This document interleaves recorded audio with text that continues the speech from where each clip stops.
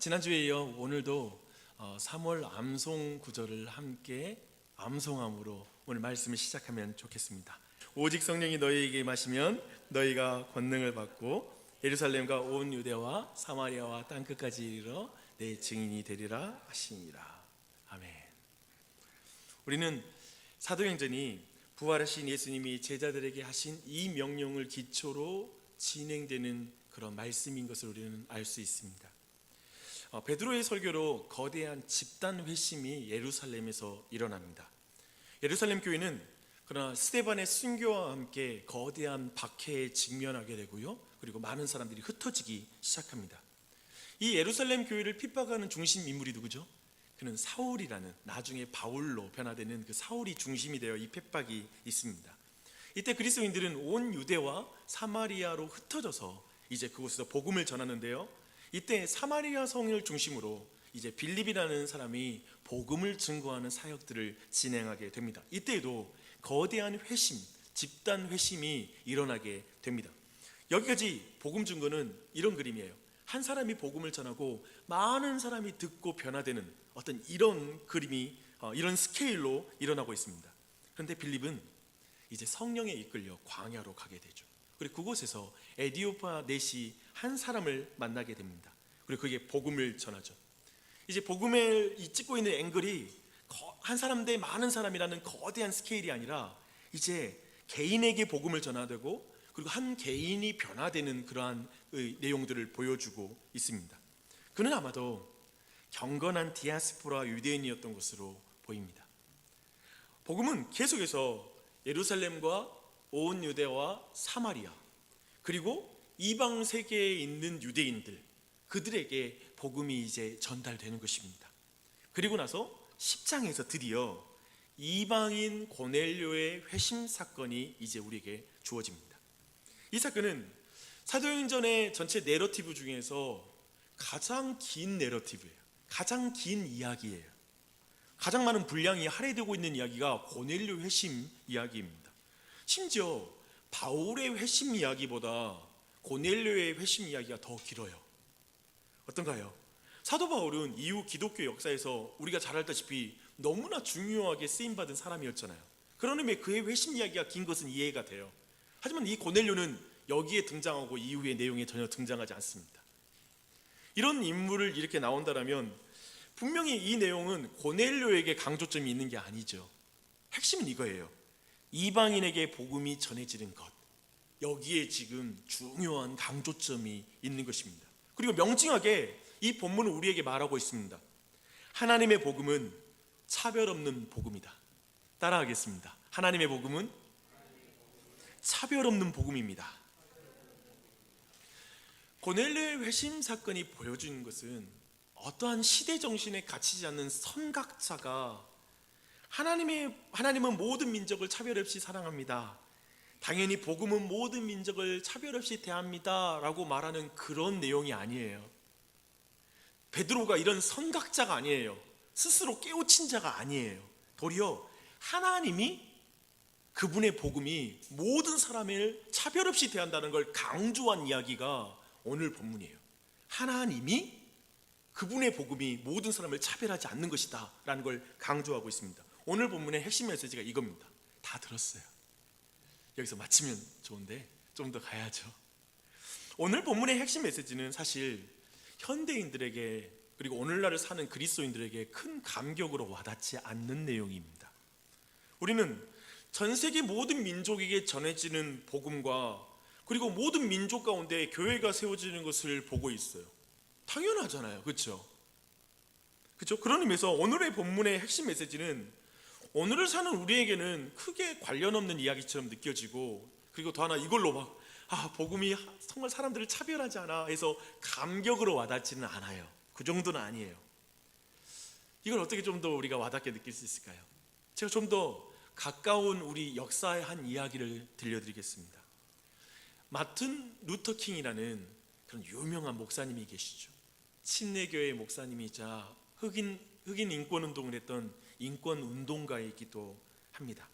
그는 미국을 비롯해서 온 세상에 피부색으로 차별을 받지 않는 세상이 되는 것이 하나님의 뜻이라고 생각하고 열심히 그렇게 운동을 했습니다. 목숨까지 바쳤죠.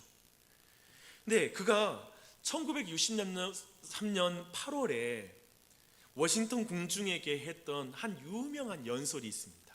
미국 역사상 가장 위대한 세 개의 연설 중에 3대 연설 중에 하나의 연설이라고 꼽히는 그런 연설이에요. 그리고 흑인 인권운동 역사상 가장 인상 깊은 연설이라고 불리는 연설입니다. 우리가 다 알고 있죠. I have a dream 이라는, 나는 꿈이 있습니다 라는 그런 연설입니다. 근데 그 연설의 일부분을 제가 읽어드릴게요. 나에게는 꿈이 있습니다. 언젠가는 이 나라가 모든 사람은 평등하게 태어났다라는 진실의 강령대로 살아가는 날이 있을 것이라는 꿈이 있습니다. 나에게는 꿈이 있습니다. 언젠가는 조지아주의 붉은 언덕 위에서 노예의 후손들과 노예 소유주들의 후손들이 형제의 식탁을 함께 나누는 그것을 꿈꿉니다. 나에게는 꿈이 있습니다. 나의 4명의 어린 아이들이 언젠가는 그들의 피부색이 아니라 그들의 개별성에 의하여 판단되는 나라에서 살게 될 것이라는 그 꿈이 내게 있습니다. 어때요? 지금 혹은 나중에 이 말은 식상할 수 있을 것 같아요. 왜 이렇게 당연한 연설이 그렇게 유명하지? 이 내용이 뭐 대단한 내용 아닌데? 라고 질문할 수 있습니다.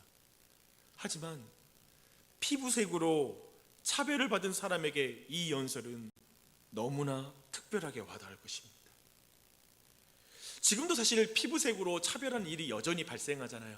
한 축구 선수들에게 원숭이 흉내내면서 막 이렇게 말하는 경우도 있고요. 흑인들을 여전히 유럽에서는 차별하더라고요.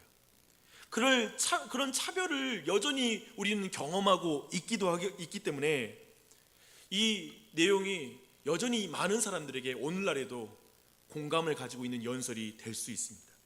이런 역사를 생각하면 우리가 본문에서 왜 이렇게 당연한 내용을 이렇게 길게 다루지 하는 이유를 우리는 충분히 알 수 있습니다.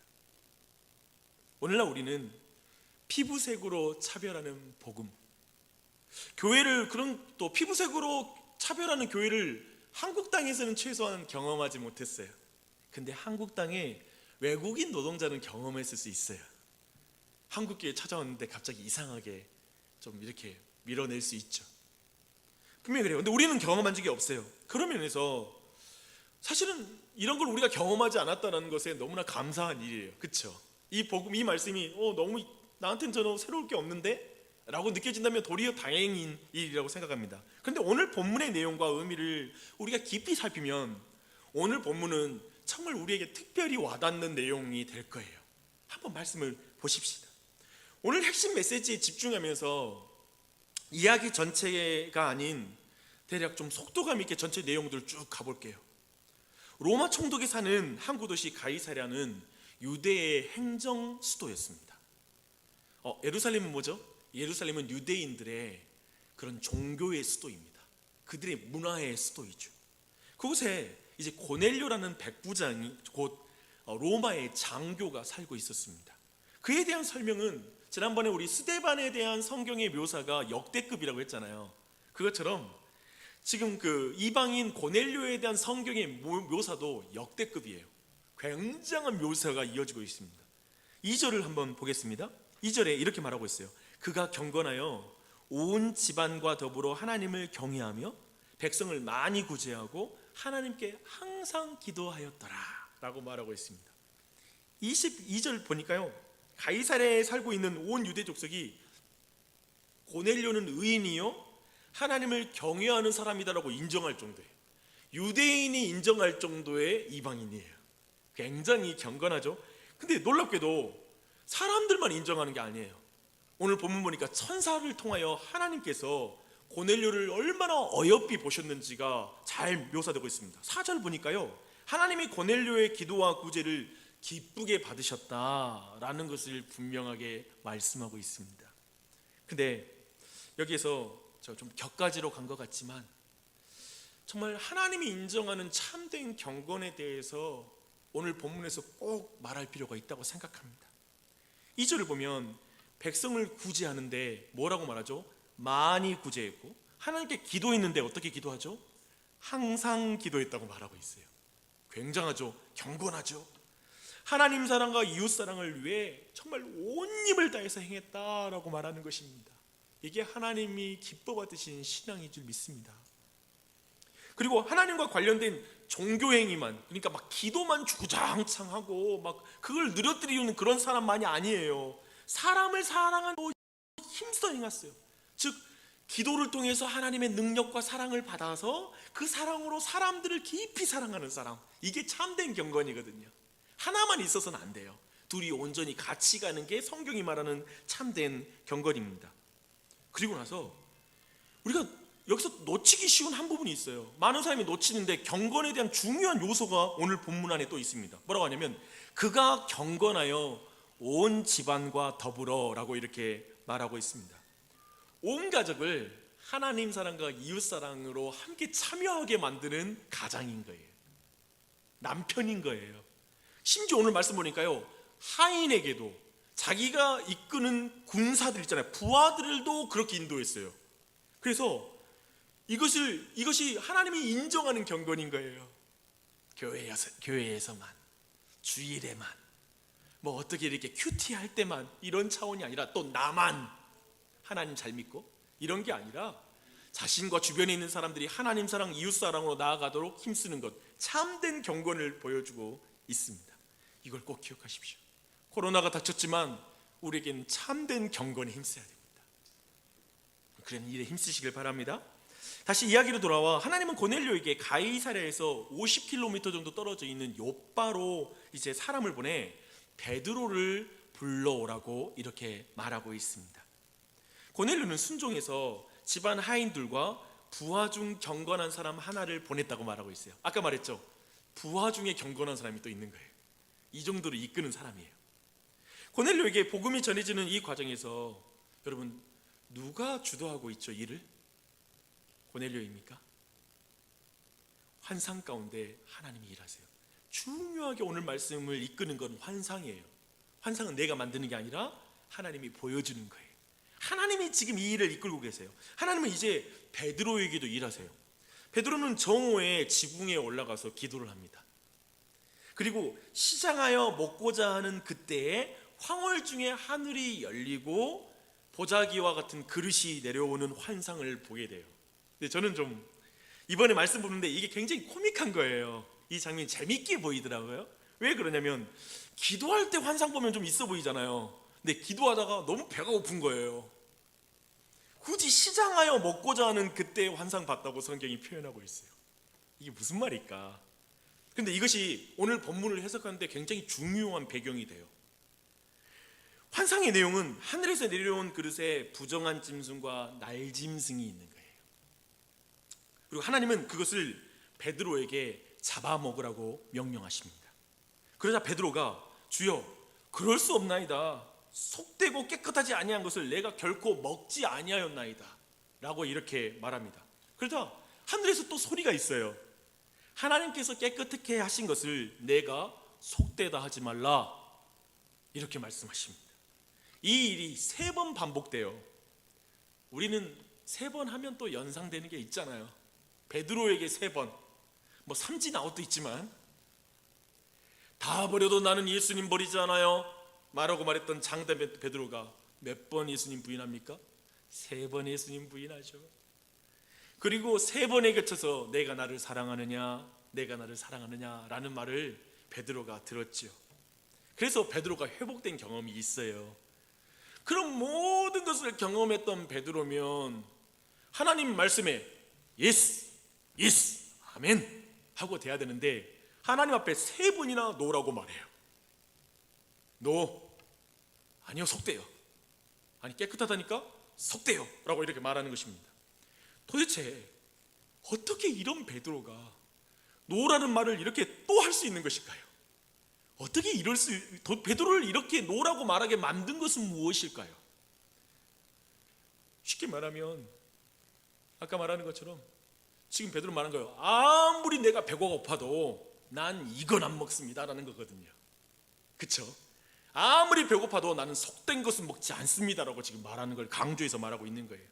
지금 하나님이 이방인에게 복음을 전하는 일에 복음이 예루살렘을 넘어 온 유대와 온 유대를 넘어 사마리아와 사마리아를 넘어서 어디로? 땅끝까지 복음이 전해지는 이 예수님의 명령, 예수님의 계획에 있어서 가장 큰 장애물이 누구예요?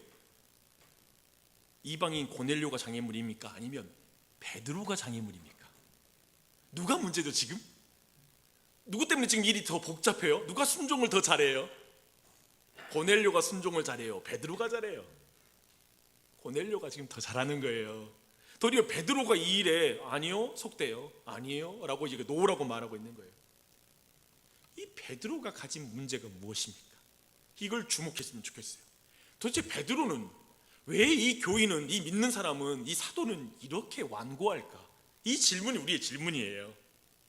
이야기를 조금만 더 보고 베드로의 문제를 좀 말씀드릴게요. 베드로의 환상을 보고 아마도 3-4번 노라고 말한 자신에게 굉장히 충격을 먹었을 거예요. 환상에서 딱 깨어나서 이게 무슨 꿈이지? 그 의미가 무엇인지 생각하면서 복잡했을 거예요. 아까 말했지만 3-4번은 베드로에게 특별하니까 뭔가 지금 자신에게 하나님 뭔가를 말하고 있다는 걸 느꼈을 거예요. 그때 성령님이 베드로에게 두 사람이 너를 찾으니 의심하지 말고 그를 따라가라 라고 성령님이 직접적으로 또 말씀해 주세요. 감동해 주세요. 그래서 베드로는 그들을 따라서 고넬료의 집에 이제 도착하게 됩니다. 지금 이야기가 전개될수록 뭐가 가중되고 있는 것 같습니까? 지금 베드로는 환상을 통해서도 스스로 깨닫지 못하고 있는 것 아닙니까? 무슨 뜻인지 모르는 거예요. 완고하게 고집하고 붙잡고 있는 게 있다는 거예요. 하나님이 아무리 깨끗하다고 해도 그걸 깨끗하지 않다고 말하는 뭐가 있는 거예요. 그래서 하나님은 직접적으로 그에게 이 앞으로 올 두 사람을 따라가라고 또 직접적으로 또 말해주는 거예요. 만약 이런 환상과 이런 명령이 없이 두 사람이 와서 고넬료를 소개하고 천사가 고넬료에게 이런 명령을 했으니까 저 따라가서 고넬료 집으로 가요라고 말했다면 베드로가 따라갔을까요? 안 따라갔을까요? 어때요? 여러분의 대답은 뭡니까? 저는 자신 있게 100% 확신하고 말할 수 있어요. 베드로는 안 따라갔다고 저는 생각합니다. 안 따라갔다. 왜 그러냐면 오늘 본문이 이미 그걸 설명해 주고 있어요. 뭐냐면 하나님이 환상 가운데 3번이나 내가 거룩하게 했다, 깨끗하게 했다 했는데도 아니요 라고 3번이나 부정했잖아요. 이런 사람이 따라갈 수는 없죠. 하나님이 말해도 말 안 듣는데, 그걸 깨닫지 못하는데 어떻게 사람의 말로 그걸 믿고 가겠습니까? 바로 이 문제가 지금 베드로가 가지고 있는 문제, 그게 뭐냐면 그 문제 때문에 땅끝까지 복음이 증거되는 이 일에 가장 큰 장애물로 그 일이 지금 작용하고 있다는 걸 주목해야 됩니다. 그 고집, 베드로가 가지고 있는 그 고집을 28절과 29절에서 베드로가 고넬료에게 자신이 가진 문제를 말해줘요. 그게 이거예요. 이르되 유대인으로서 이방인과 교제하며 가까이 하는 것이 위법인 줄은 너희도 알거니와 하나님께서 내게 지시하사 아무도 속되다 하거나 깨끗하지 않다 하지 말라 하시기로 부름을 사양하지 아니하고 왔노라. 묻노니 무슨 일로 나를 불렀느냐? 하나님 때문에 왔다는 거예요. 하나님 말씀에서 왔다는 걸 분명히 밝히고 있습니다. 복음이 이방인에게 전달되는데 가장 큰 장벽은 이방인과 교제하며 가까이 하지 말라는 유대인의 법입니다.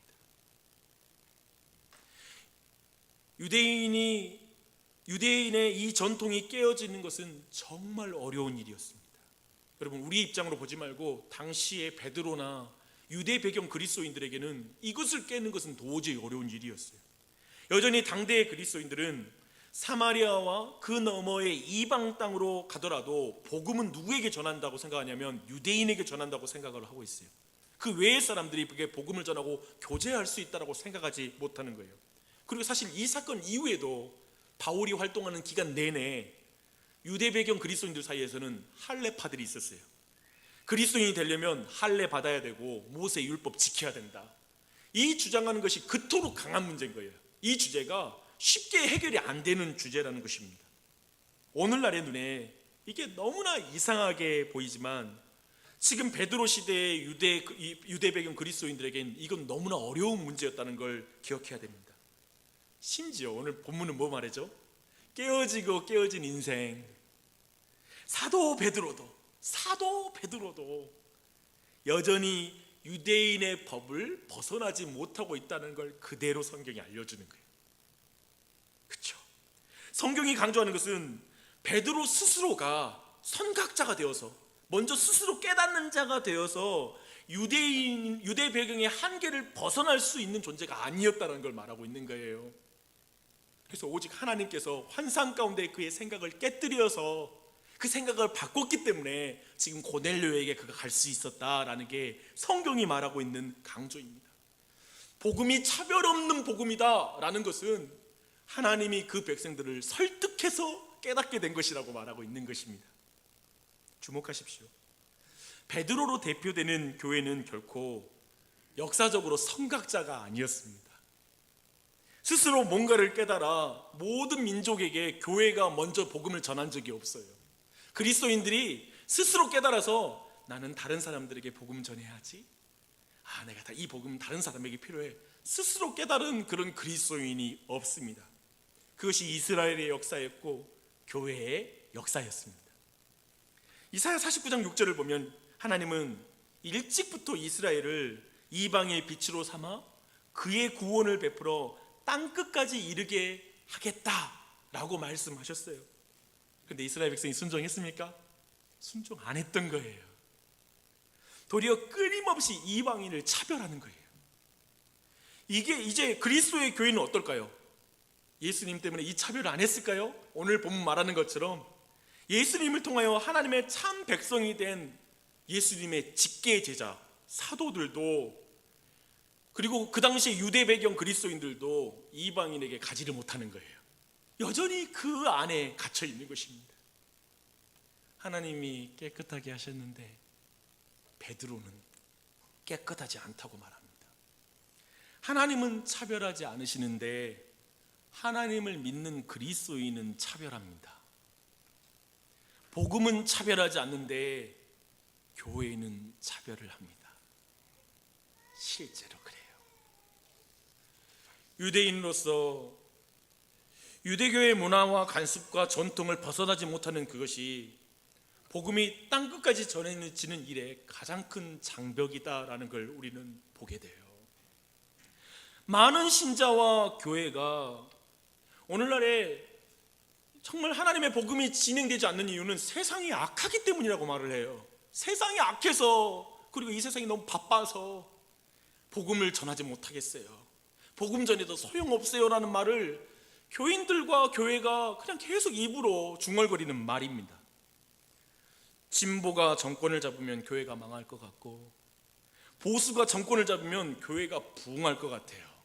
어떤 이들은 지금 정권이 복음의 진보에 방해가 되고 있다, 그게 가장 큰 적이다 라고 이렇게 생각하면서 여기에 사활을 겁니다.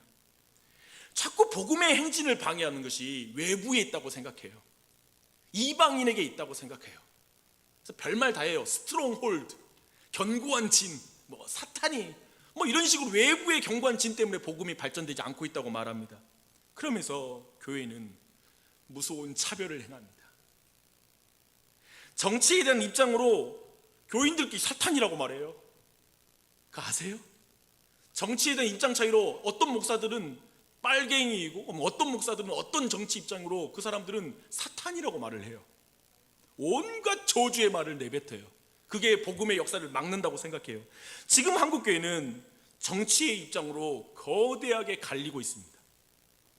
온라인 예배를 하느냐 하지 않느냐로 서로 비난하고 차별합니다. 다시 한번 보십시오. 복음을 전하는 일에 있어서 가장 큰 장벽이 뭡니까? 세상입니까? 세상이 한 번이라도 교회에게 호의적인 때가 있었어요, 역사상? 그런 때는 없었어요. 예수님이 언제 세상이 예수님을 사랑할 것이라고 말한 적이 있었습니까? 그렇게 말씀하신 적 한 번도 없어요. 오히려 세상이 너희를 미워하면 너희를 미워하는 게 아니라 나를 미워하는 것이다. 라고 말씀하셨어요. 세상이 교회를 향해 호의적인 적도 없고 세상에 의해서 교회에 존폐가 달린 적은 한 번도 없어요. 교회는 그렇게 좌절되는 기관이 아니에요. 하나님의 손에 있는 교회이기 때문에 그렇습니다. 무엇이 복음의 진보를 막는 가장 큰 장벽입니까? 교회 아닙니까? 베드로 아닙니까? 우리 아닙니까? 나 아닙니까?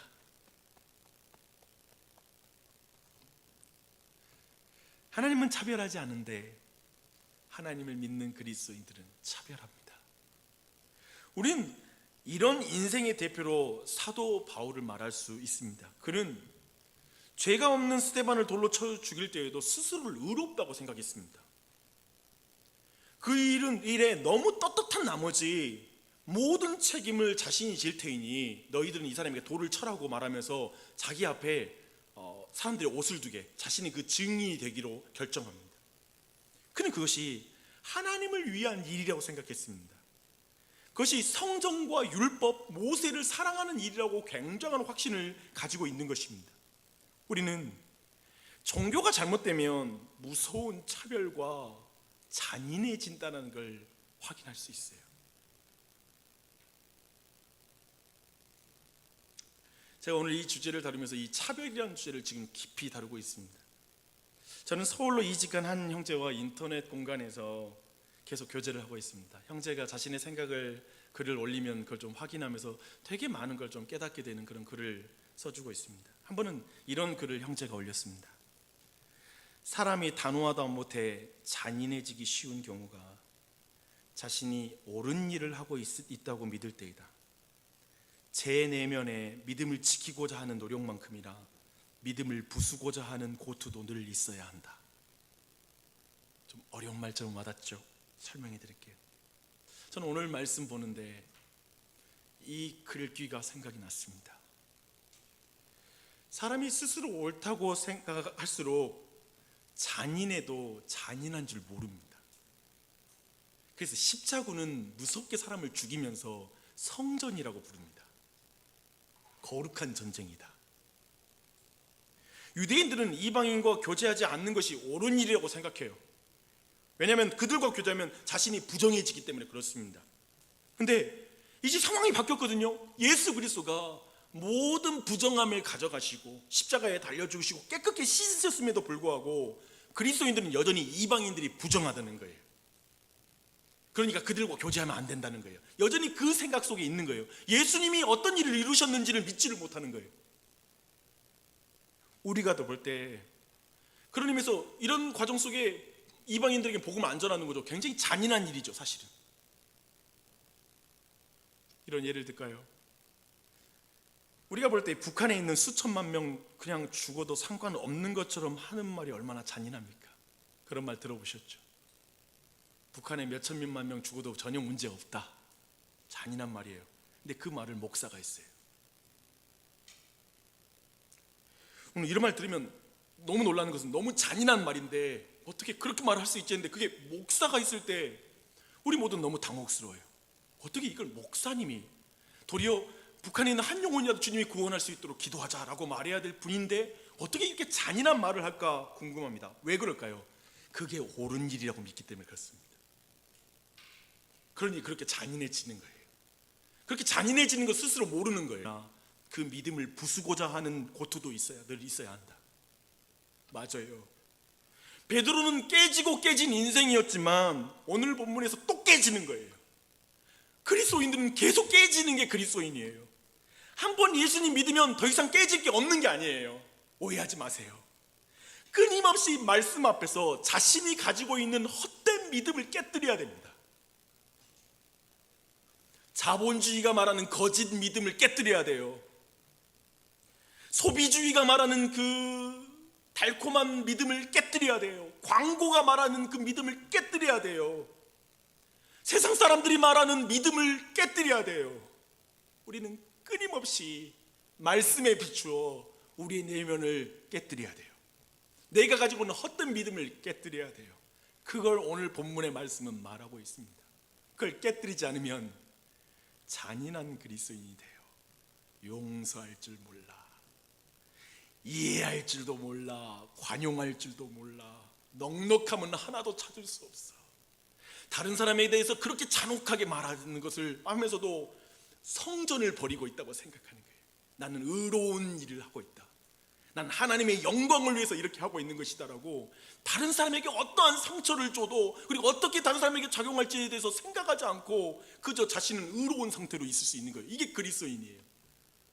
자신의 믿음이 깨지지 않으면 어느 순간 복음은 차별 없는 것인데 자신은 다른 사람에게 잔인하게 차별하는 무서운 종교인이 됩니다. 사랑하는 여러분, 이 땅의 미디어를 보십시오. 차별이 가득하죠. 비아냥과 거짓, 날조와 모함 가득합니다. 너무 잔인해요. 이제 그 싸움은, 예전에는 미디어끼리 싸웠는데 이제 SNS를 통해, 댓글을 통해 오랜 지인 사이에서 무서운 말들이 오가고 있습니다. 이름 모를 사람들을 향해 무서운 분노들이 쏟아지고 있습니다. 이제는 모든 국민들이 싸우고 있어요. 개개인들이 싸우고 있어요. 도대체 이런 세상에서 교회는 이 세상과 뭐가 다릅니까? 교회는 이 세상과 뭐가 다르고 그리스도인은 이 세상을 어떻게 살아야 됩니까? 우리는 이런 세상의 문화를 완전히 벗어난 교회입니까?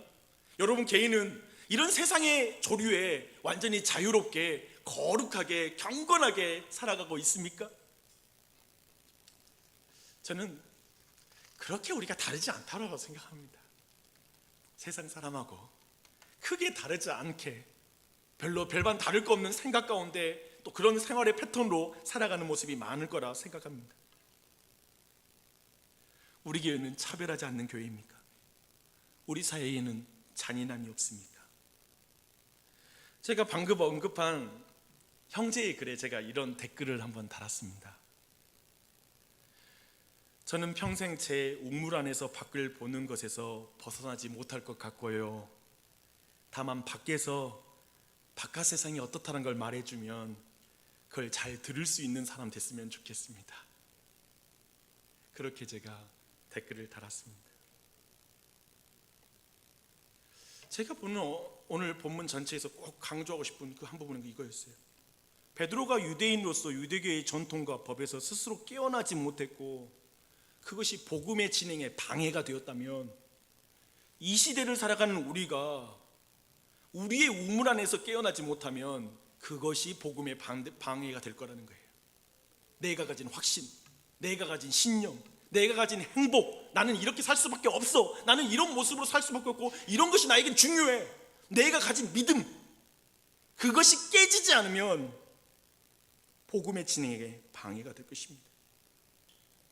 우리에게, 이방인에게, 우리 자신의 성격과 기질에서 차이가 있는 사람에게 복음을 전하는 일에 방해가 되고 있지는 않는지 돌아봐야 될 것입니다. 교회 안에서 다른 생각과 판단들을 가진 이들에게 나는 복음의 은혜를 흘리고 있는지를 돌아봐야 할 것입니다. 부부 사이에 내 판단, 내 기준, 자녀들과 대할 때도 내 기준, 내 판단, 자기애가 가득한 것, 그래서 그 사람에게도 복음이 역사할 수 있는데 그 사람에게 복음의 은혜가 있다는 걸 믿지 못하는 것, 그게 차별이 있는 행동이죠. 나는 복음의 은혜를 받기 합당한데 다른 사람은 복음의 은혜를 받을 자격이 없어, 저 사람은 용서받을 자격도 없고 예수님 믿을 수도 없을 거야 라는 전제로 그 사람들을 바라보는 것, 나는 하나님이 대단히 사랑하는 양 생각하면서 그런 식으로 생각하는 것, 복음에 대한 차별이죠. 우리는 어쩌면 오늘날에 복음이 차별한다라는 걸 믿는 사람은 아무도 없어요. 우리는 복음은 차별하지 않는다라고 생각해요. 그 대신 우리는 저 사람에게 복음의 은혜가 미치지 못할 것처럼 차별해요. 우리 가정의 어떤 상황 속에 하나님의 복음이 임하지 못할 것처럼 차별해요. 우리는 스스로 그 우물에서 벗어날 수 있을까요? 제 정직한 대답은 없다입니다. 없습니다. 스스로 그 우물 안에서 나올 사람이 아무도 없습니다. 그래서 그 형제에게 제가 이렇게 말한 거예요. 평생 내 우물에서 벗어날 수 있을지는 자신이 없다. 다만 밖에서 바깥 세상 이야기해 준 사람이 있으면 그 말 듣고 내가 받아들였으면 좋겠다. 역사상 그 뛰어나고 통찰력 있는 천재들도 그 시대의 정신을 벗어난 사람들은 거의 없었습니다. 사실 없다고 말할 수 있어요. 그런 존재는 없어요. 우리는 그렇게 대단한 존재가 아닙니다. 우리의 믿음을 스스로 깨뜨릴 자가 이 중에 아무도 없어요. 모두 자기 고집대로 사는 거예요. 자기 생각대로 사는 거예요. 자기애대로 사는 거예요. 그것이 죄의 본성입니다. 자기 중심성이란 것은 자신을 정직하게 대면하지 못하게 해요. 늘 도망쳐요. 늘 자기 중심으로 모든 걸 기울여 봐요. 그래서 모든 건 밖에 원인이 있을 뿐이에요. 나에게는 원인이 없어요. 그렇게 자기 중심적으로 사람과 세상을 대할 때 끊임없이 우리는 바깥 세상 사람들을 차별합니다. 넌 틀렸어 라고 말하는 거예요. 난 옳아. 그 차별은 복음이 땅끝까지 전해지는데 가장 큰 장애물이 돼요. 그 생각이, 내가 받은 이 은혜가 저 사람도 필요하다는 생각을 못하는 거예요. 그에게 복음을 나눌 생각을 못 해버리는 거예요. 그냥 그 상대를 미움으로 보거든요. 내가 판단하고 정죄하고 있거든요. 근데 그 사람에게 내가 복음을 전해요? 그러지 않아요. 제가 찬찬히 보니 그리스도인들이 별반 다르지가 않아요.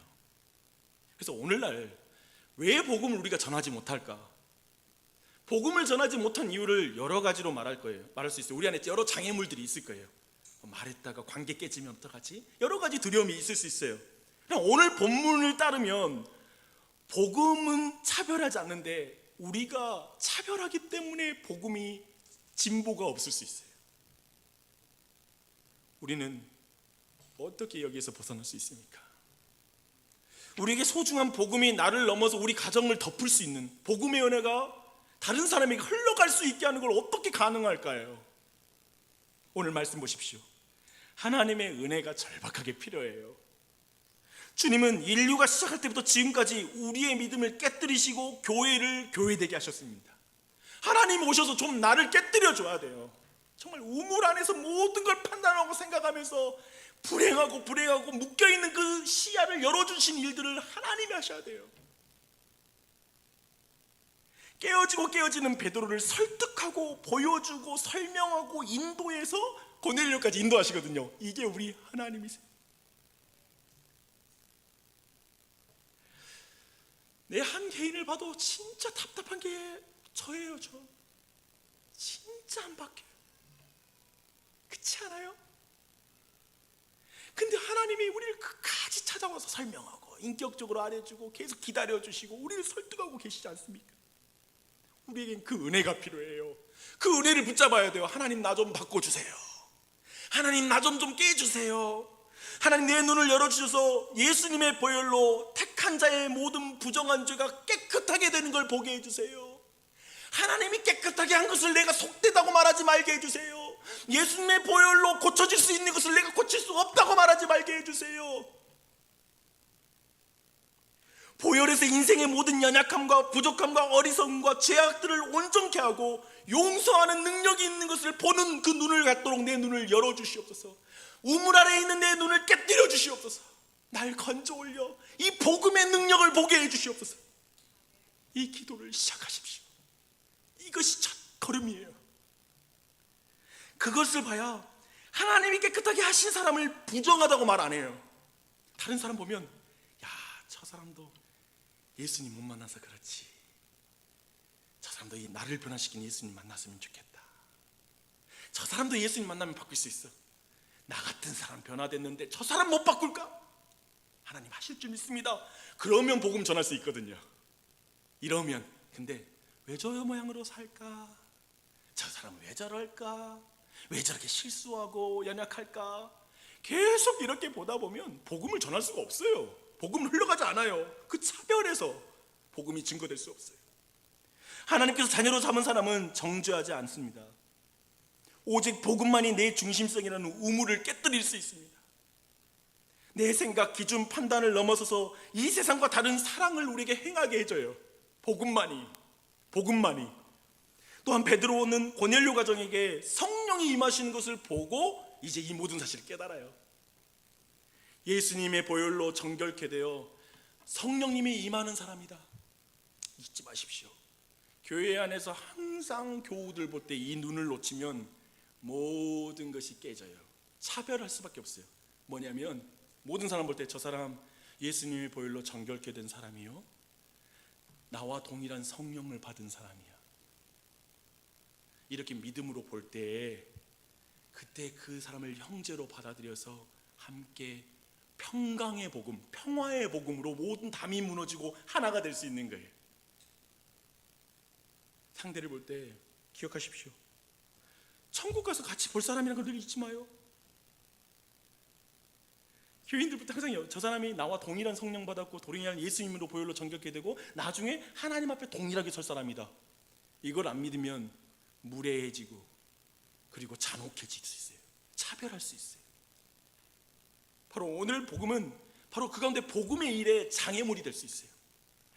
그러나 정말 이 복음으로 말미암아, 예수 그리스도의 복음, 하나님으로 말미암아 그 우리 눈이 열린 자들이 성령 하나님께서 역사하시는 걸 보게 되고 복음의 능력을 믿게 되고 예수님의 보혈의 능력을 믿는 그 믿음으로 말미암아 우리는 복음을 증거하는 삶을 살아갈 수 있는 줄 믿습니다. 참으로 경건한 삶을 살아가는 이 기간이 됐으면 좋겠습니다. 코로나가 우리의 진짜 방해물이 아니에요. 우리 안에 지금 이 진정한 경건함, 고넬료에게 주었던 하나님의 은혜가 우리에게 필요해요. 참된 경건함 가운데 특별히 부탁드립니다. 교우들을 돌보기 위해서 우리가 구제하고 힘쓰는 일에 함께 해주십시오. 그게 참된 경건입니다. 여러분, 하나님 주신 기쁨과 자원함 가운데 참여하면 돼요. 그러면 모든 일이 기뻐요. 은혜가 돼요. 내가 할 수 있는 만큼, 어떤 많고 적음이 아니라 기쁘게 일에 함께 할 때 진정한 경건함으로 교회가 교회될 수 있는 줄 믿습니다. 왜냐하면 우리 온교회 성령님이 함께 계시니까요. 성령이 운행하시니까요. 동일하게 성령 받은 사람이고 그리고 예수님의 보혈의 은혜가 미치는 사람이니까 우리가 존귀하게 여겨야 되는 것이에요. 그렇게 모든 일을 행하는 우리 모두가 되기를 축원합니다.